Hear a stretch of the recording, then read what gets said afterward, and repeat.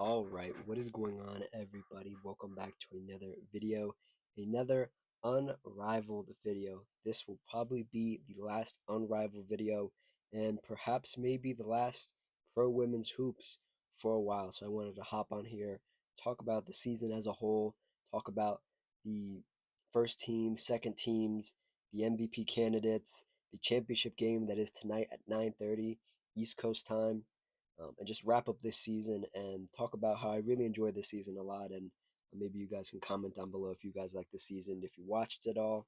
And yeah, so like, comment, subscribe, all that good stuff. And we'll get right into this. And I'll see you next time. I was about to close the video. But yeah, let's talk about this season. And I have all the information in front of you that's prevalent to this video. Let's go through the standings first on the left side of your screen. Um, and I think the worst team was the team that everybody predicted.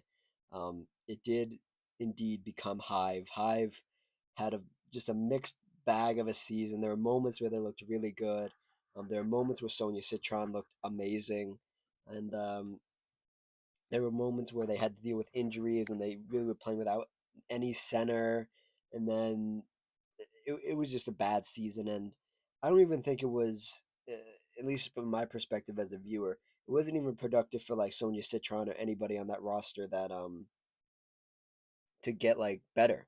I think this what this league is about is competing at a high level, maybe not the highest, but a high level, and getting to improve your skill and getting to prove yourself a little bit. And I didn't really like the way the coach coached this team, to be honest, and it just turned out to be a flat out mess. And they were one of the two new expansion teams.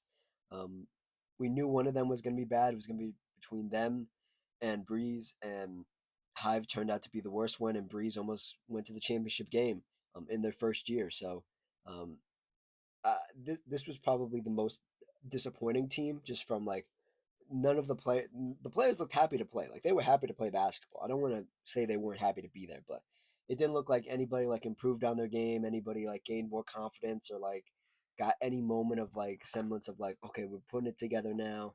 It was just a bad, I guess, what was it, like 2 months? It was 3 months since the rosters were announced, but I guess like 2 months of basketball. And maybe I don't want to say that. I don't want to say it was a waste of time, but maybe the roster could have been constructed better so everybody's time was better used. That's the great way to put it. The next team, Lunar Owls, Hive and Lunar Owls, 4-10 on the season. Lunar Owls just dealt with injuries all year, without Nafisa Collier, double ankle surgery. Um, just just not the way you thought the season would start. Skylar Diggins, who was supposed to be the backup plan for this team, uh, never really never really got healthy. Obviously prioritized her health, but was never really healthy and never really looked like herself. As much as she looked really great in her first year in Unrivaled, looked very comfortable with the format. The second year, she just didn't look as comfortable and just never got her feet up under her. And they just had to run a really weird team out there. And here, let me get the team up here for you. I have all the other stats. I don't have the teams up yet. Um, so yeah, you were left with uh, Rachel Banaham, Tamifa Blaney, Skylar Diggins, who did end up playing, like I said, Rebecca Allen, and then the highlight of this team, the only thing that made this team watchable was Aaliyah Edwards, who played her butt off, got injured at some portion of the season, went out for like a week or two, and then the other really surprising player. I think if there was an award for surprising player of the year, it would go to Marina Mabrey. Mabrey was incredible. She was incredible when Unrivaled went to Philadelphia. She was just all world, and I've kept tabs on Marina Mabrey because I generally like the way she plays. Like I like the attitude she brings. But I didn't know she could hoop like that. I did not know she could hoop like that. Because she's been like shuffled around all these different teams, and she's never really gotten to be. She got to be the number one option on this team, and she looked great. And does that gaslight some WNBA teams into thinking she could be a number one option? No, I don't think so. But does it build a lot of confidence for her and for teams to be like, okay, when she puts up that shot, she makes that shot. You know, she can take that shot. She's confident in that shot. Versus, maybe the I guess the preconceived notion that maybe she's just chucking shots out there. I think she's become a verified scorer, at least in the 3-on-3 sense, and we'll see if it carries over to next WNBA season. Um, in what is that? In sixth, Vinyl at 5-9 on the season. Very mixed bag for Vinyl. They got to go to the first round of the playoffs. They got bounced by the Laces. Um, oh wait, no, pardon me. They got to go to the first round of the playoffs to face the Laces, and they won against the Laces. Let me make that correction. They did this playoff bracket really weird, and I'm looking at it, and I got it confused because the Laces are on top and Vinyl's on bottom, and I thought that was the outcome of the game. I apologize for that. But Vinyl, very mixed bag of a season. Um, I was never really in love with their team, but they managed to turn it around and do something somewhat. I wouldn't say incredible is like a tough word to put it as. Um, they did something unique. They had a really interesting team. The best player on this team, Ryan Howard, very hit or miss some nights. Was very hot early on in the season. Had a couple hiccups in a couple games. Really didn't have the shot going. Maybe only had it for like a quarter or maybe like a half. Um, Ray Burrell was the surprise of this team for me. Um, as somebody who watches the Sparks, the WNBA team that Ray Burrell's on, I never really. She's been sort of like the hidden gem on the bench. Like you could see her out there doing her thing, going up against these other players, but she always seemed like maybe like a little bit behind the eight ball in her development. And this experience for her, her really getting to explore her athleticism and explore her play style and what she can do and what coaches can see in her and like, okay, we want to use you this way this season, way differently than we used you last season. I think is a huge thing for her. Big step. So props to her. Her teammate here at Vinyl and in the WNBA, Derica Hamby. Very mixed bag. I'm not too high on Derica Hamby. I think she's just all right.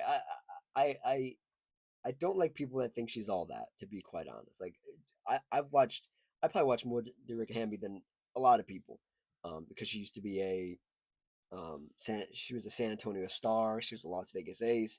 I watched a lot of her. She's not all that, but in this setting where like she gets to play the five and like just rebound and just throw up shots and like do whatever she needs to do, it works and it worked well for this team. He brought a different dynamic to the roster, especially when you have Brittany Griner coming off the bench. So you have the small ball five, and you have the traditional five. You can mix it up, you can mix and match.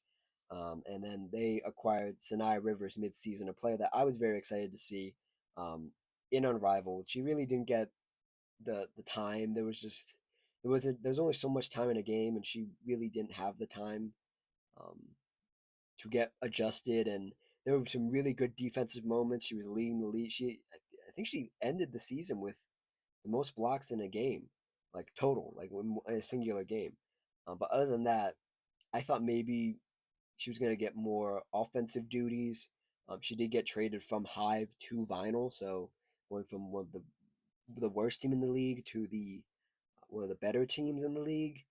Um, Helped a little bit, but like it just didn't help her development. And maybe just being around these veteran players helped, but visually, just as an observer, as a viewer, I didn't see what I wanted to see personally from her. So yeah. Um, Moving on here, let's move up the chain here. Breeze, the surprise team. This was definitely the surprise team of the season. Not for me though, because I have this little sticky note here, and I've referenced this sticky note in every Unrivaled video I've ever made. I made this one in like the first video I made 3 months ago about the rosters and about the players and all that. And the three teams on this list that I have in front of me are Breeze, Mist, and Phantom. Um, Mist and Phantom, bottom right, are in the championship game. Spoiler. But the other one is Breeze, and I thought Breeze would be really good. I thought they would come out there with their athleticism, the just the roster they have is just it's such a good roster. And they dealt with some injuries themselves. Um, Ari McDonald didn't really get to play at all. She played like maybe like 2 weeks, and was that maybe like 4 games, and then she was out for the rest of the season. They had some replacement players come in, play a little basketball for them. They didn't really stick. Um, Kate Martin, really towards the end of the last 2 weeks, previous to this video coming out, didn't play. Like, she's dealing with something. She fell down the stairs during the introductions, and she like after that she just didn't play anymore. And I don't think that injury is lingering, but once she just fell out of the rotation, she fell out of the rotation. And then, of course, they were involved in a trade as well. They got Courtney Williams out of the trade to basically play the Kate Martin role. I prefer Kate Martin over Courtney Williams. That's just a stylistic choice by me, though. And going off the rest of this roster is prime time. This was such a great collection of talent. Watching it get drafted, watching it be made, and then watching it on the court, and watching them work through their different issues and the different things they want to do during a game. Paige Beckers, Cameron Brink, Lakia Jackson, Dominique Malanga, all amazing. An amazing season for all of them. A very productive season for all of them. Dominique Malanga looked re-energized, looked reinvigorated from being stuck on the bench in Seattle in the WNBA to coming here, getting to play in Miami, foregoing her overseas deal that she had made previous to getting the Unrivaled call. She was supposed to go play overseas, and then Unrivaled called, and she said, "I guess I'm gonna play Unrivaled." And I think it was the best thing for her. She looked amazing. Almost every game she looked great. A little bit of foul trouble here and there, but that's what's gonna happen. Cam Brink, same thing. A little bit of foul trouble, but overall, finding more and more confidence. I think this is her like first real basketball, like game to game, week to week, where she's fully healthy, and she looked great. Especially in their last 2 weeks of games, defensively, she looked great. She did struggle a lot with the fouls. I wonder if they have the leaders and stats for that. Perhaps I'm not sure if they do. They don't, but nevertheless, if you watched any of the games, if you watched any consistent Unrivaled, you knew that Cam Brink was always almost in foul trouble. And then Rakia Jackson looked great. I don't think she did anything outside of her role. She is just sharpening the tool she already has, and she looked amazing. Paige Beckers, obviously the marquee um, acquisition to come to Unrivaled this summer. I almost said this summer. This this winter months. Um, she looked great. Um, I, I I don't have to talk about Paige Beckers. Y'all know about her. Y'all know about her. Breeze ended the season 6-8 and almost got to the championship game. And we'll talk about what happened there. Um, the reigning champs, who will no longer be the reigning champs after tonight, the Rose, 6-8. I have thoughts about the Rose. I have thoughts, and people are not gonna like them. But I'm gonna speak my mind because that's what I do here. Um, the original team, the original 6 players, or six, five players that this team had. Uh, Shakira Austin, Kalia Copper, Chelsea Gray, Sug Sutton, and then Lexi Hull, and coach Noah Henry, who I really like as a coach. But this team just could never get like some consistent basketball that didn't involve Chelsea Gray, who would become the MVP, going nuclear, just going crazy. Shakira Austin has her faults. She's not really great defensively. Offensively, she's amazing. Um, Kalia Copper got injured after like I think it was like the first 2 weeks of the season. She was out for an extended period of time. Never really looked right again. Defensively, she looked okay, but offensively, it always looked like she was forcing it after those 2 weeks. She came back. Chelsea Gray MVP. Nothing negative to say about her. Really great season. Shot selection a bit crazy, but I think that's just what this team thrived on and what they needed, and it worked, and it got them to the 6-8 record that they have, and they ended the season with. They got knocked out of the playoff running early, not early, but like we'll say prematurely. They lost in the first round to Breeze. Yeah, they lost in the first round technically to Breeze. Um, so the younger team won out in that um, matchup. And then Shook Sutton, I have nothing positive to say about Shook Sutton, so I will not say anything at all. Just out there playing basketball. Great for her. Great, great. Lexi Hole, amazing. Um, just Lexi Hull's just a pro's pro. She engages in some antics. She does some things. She hits the three ball. She's tough. She's gritty. She's all these things. There's nothing that she didn't do in Unrivaled that she hasn't done in the NBA or the WNBA and previous seasons of Unrivaled. So yeah. Um, the other player that I forgot to mention because I want to mention it here that was on this team that got traded, Azure Stevenson. Stevens was on this team, and she was traded. And for those who don't know, we didn't know trades could happen in Unrivaled till this season, and they happened. The Rose needed to clear up a roster spot to bring in another player. That player was Angel Reese, who I have my feelings about. But the trade did involve some other previous players that we talked about. Courtney Williams, Sinai Rivers, as Ray Stevens, shifting sort of some rosters around, fixing some holes in some other rosters, and the main crux of it was the Rose getting Angel Reese, and I think I think for what it was, for to be fair to Angel, she came out early before the season started. Said, I'm not playing on a rival this year. I'm gonna take care of my body. I'm gonna make sure I'm 100%. I'm gonna work on my game, by myself, and take a real off season off because Angel Reese hasn't had an off season off, or at least a healthy one for a long time. So she wanted to just do that. And then as the story goes, she was in Australia doing a Reebok event. She's a Reebok athlete, and she was like, you know what?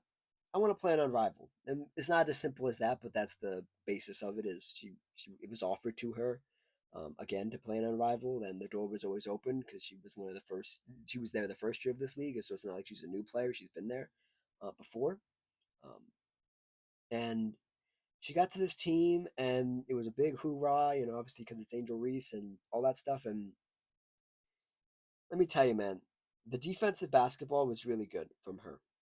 At other points, it was ugly because it was like 4 fouls in like 3 quarters, or like 5 fouls in 3 quarters. It was like, oh god.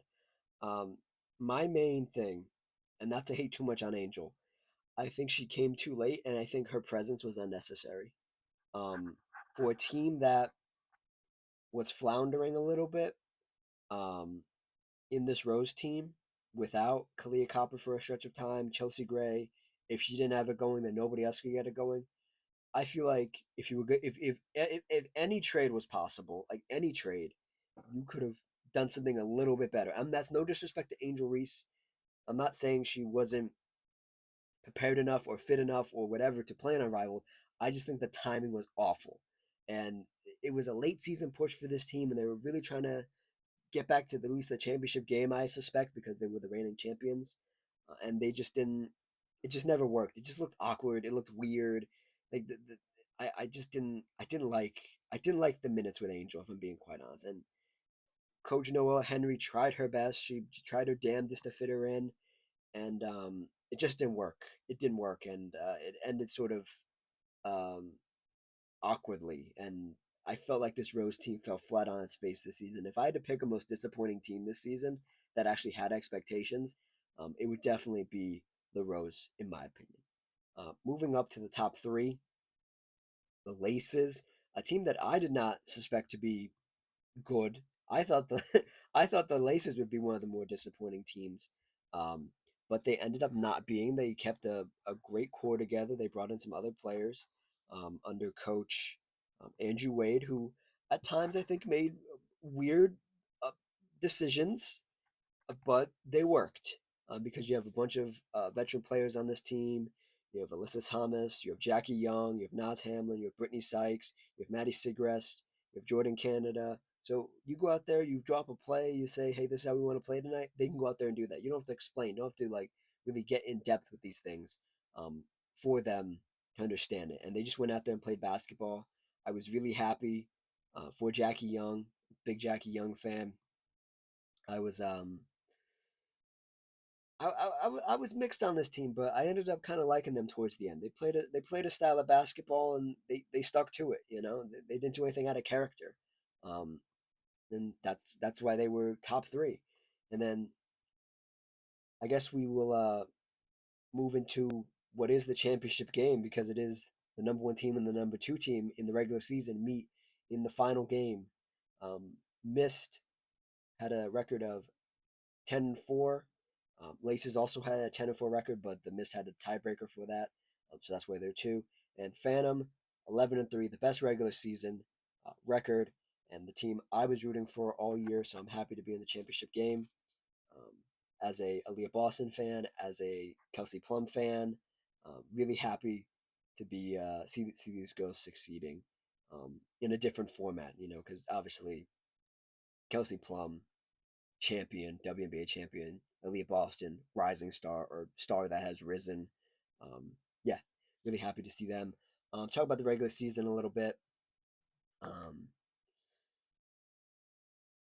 I did not keep tabs on Mist till it started getting really close. Like in my mind, I was like, "Oh, Mist aren't that good. They're just okay. They're kind of okay, right?" And then you start stacking up these wins at the end of the year. They have the tiebreaker versus the Laces, and then you look up and they're like, "Oh, they're the number two seed. What the hell?" And they sink. This team sinks or swim with just shot making. If they're not making their shots, this team sucks. And maybe that's unfair. That's a little unfair. But when you have bucket getters like Arike Gumbawale, Alicia Gray, Brianna Stewart, and those girls aren't hitting, those women aren't hitting their shots, and the offense starts to look really awkward and really bad. And Coach Zach O'Brien, you seem like a fine person. This is gonna sound so bad. Don't coach basketball again. There were some awful plays. There were some awful times of this team, and they were just so lucky shots went in sometimes, and they were just going. Stewie started the season really hot. Alicia Gray picked it up mid-season, and Enrique Gumbawale sent them to the final game of the Unrivaled season on a shot in the corner off a miss, and that pretty much sums up their season. There's a missed shot, there's a rebound, they kick it out, it goes in the second time. That pretty much sums up their season. Um, Tad bit disappointing, at least for me as somebody who wanted to see Lee Yaru improve a little bit this season. Um, Coming off a knee injury, really didn't seem like she did anything outside of her comfort zone.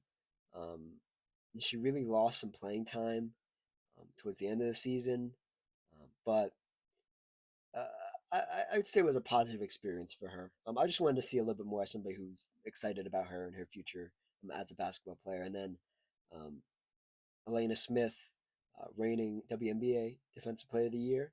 Um, Really, that was another player I was very disappointed in. I don't know if it was coach because Coach O'Brien didn't use her the right way or like whatever. She just seemed like she never really had it. Like it was just always like it was like a fog. Funny that they're the miss and I say fog. There was a fog and it's just like she couldn't get out of it. She was like in a funk, and yeah, and there was a lot of Stewie playing like the big position, which you don't really want, but hey, it worked. Um, and then for my Phantom, my dearly beloved Phantom, a season in which there was the highest of highs and there were the lowest of lows, and there were some really bad games referee wise that we won that we probably shouldn't have won.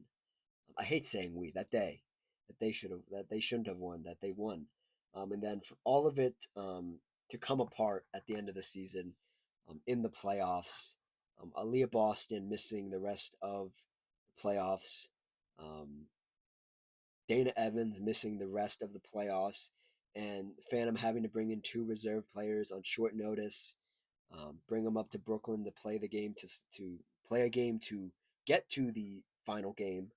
That was just an amazing game, and this was just a spectacular season for this team. And I remember people saying at the beginning of the season, "Oh, this team is going to be bad.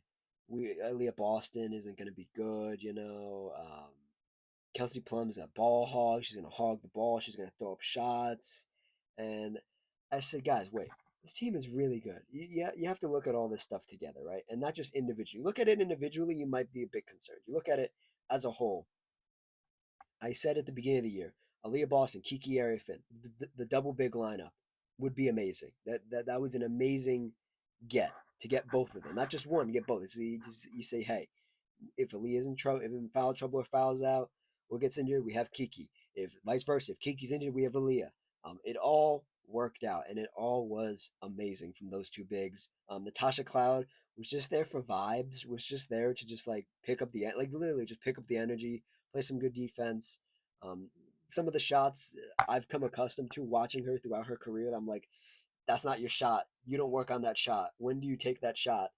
Um, I shake my head sometimes, but she was fine.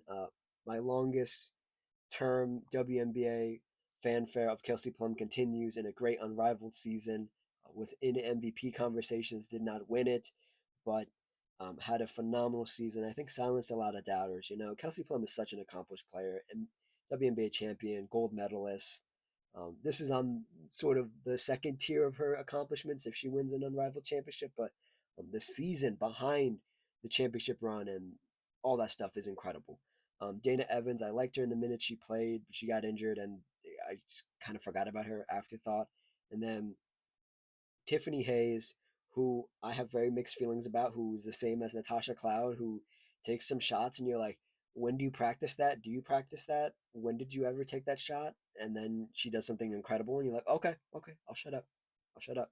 Um, but yeah, and the last piece to this team that I recently forgot about because she didn't play all season, but I thought about recently because I was like, how different would this team have been if she played? That's Satu Sabli. She was supposed to be on this roster, was still dealing with some lingering concussion issues from her um, devastating fall, like actually like devastating fall in the WNBA finals. Um, she was still dealing with that stuff, so she decided to opt out of the unrivaled season. And as somebody who is a critic of Satu Sabali, um, I will say thank you, Satu, for prioritizing your health because I don't think this team would have had the same success if you were on this team, and that's a that you might see that as a dig at her, you might see that as disrespectful, but Satu plays the game a certain way. She doesn't know how to play it any other way, and this team was about sacrificing. It was about the 1-2 combo of Kelsey Plum and Aaliyah Boston, and I don't know if a 1-2 of Satu and Kelsey works. I don't know if a pick and roll of Satu and Aaliyah Boston works. I don't know if there's just too many bigs. I don't know if Kiki Arifin has the season she has. If Satu's on this team, I don't know if Natasha Cloud is better or worse if Satu's on this team. The way this team turned out and the way the roster turned out, dealing with all these injuries at the beginning of the season and now coming back to this end of the season, um, has turned out beautifully. And I think win, lose, draw for this team, especially as a fan, obviously I want them to win, but to get to this point, to be not on people's radars at the beginning of the season, people thinking like Rose is going to be really good, Breeze is going to be really good or really bad. There was no in between.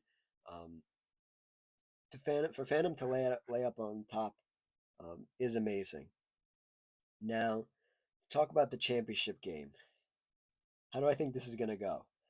I will say, the Mist, thank you for being the Breeze, because if the Breeze had to play the Phantom would have gotten smoked.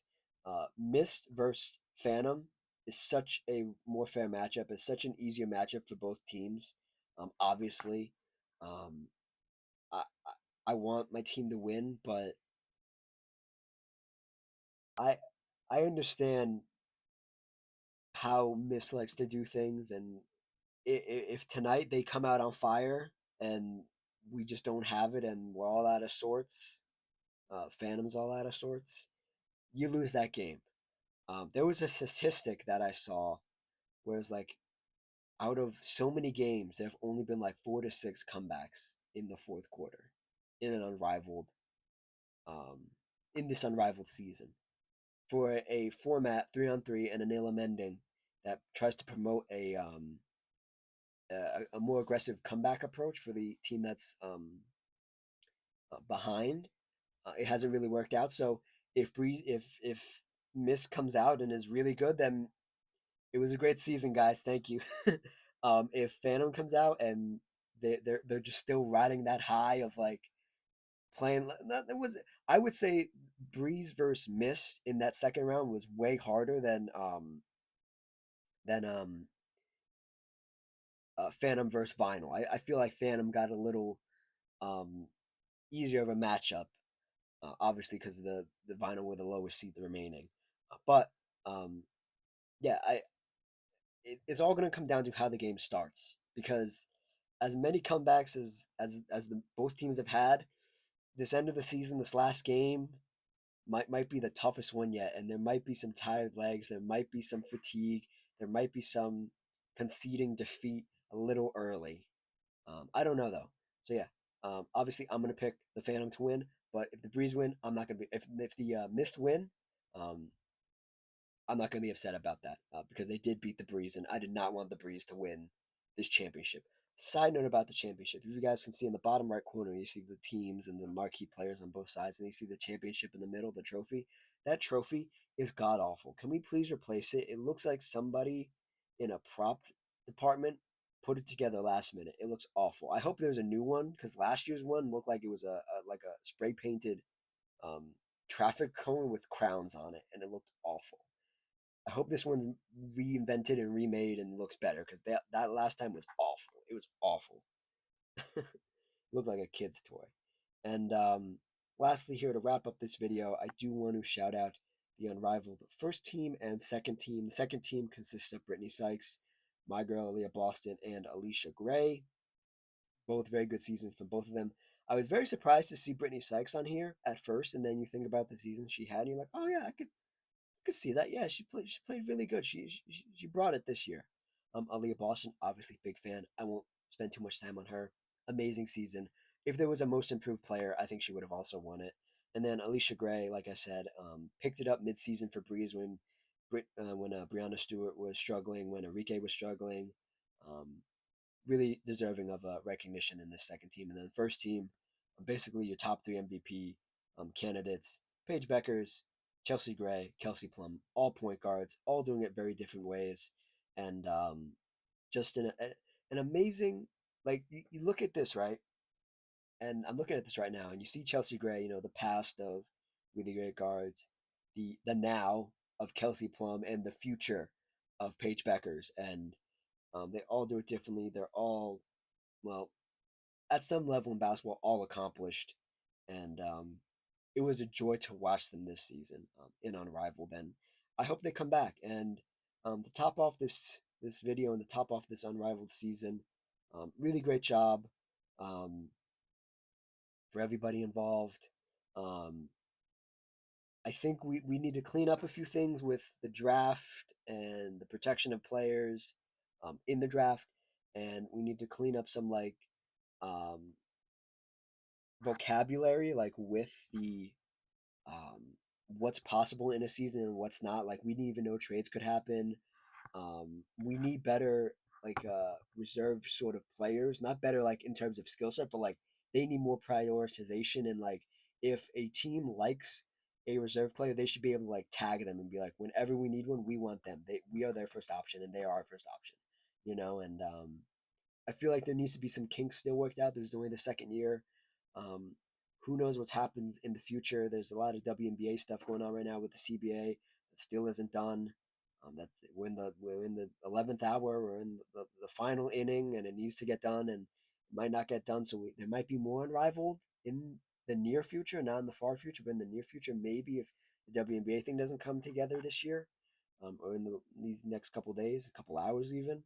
Um, but this was an amazing season, and this was my second season of watching. And as a returning viewer, I'll give you an equal grade to what you did last year, um, for sure, and maybe a little above, but definitely equal.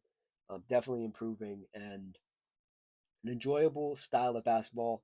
It's not for everybody. If you're not familiar with these players from the WNBA careers or college, then this might not be for you. But if you are, I encourage you to watch this or go back and watch this and watch it next year. So yeah, that's it. Um, Back to your regularly scheduled stuff. Tomorrow there'll be some NBA stuff tomorrow, and yeah, like, comment, subscribe, all that good stuff. And I will see you guys next time. Cheers.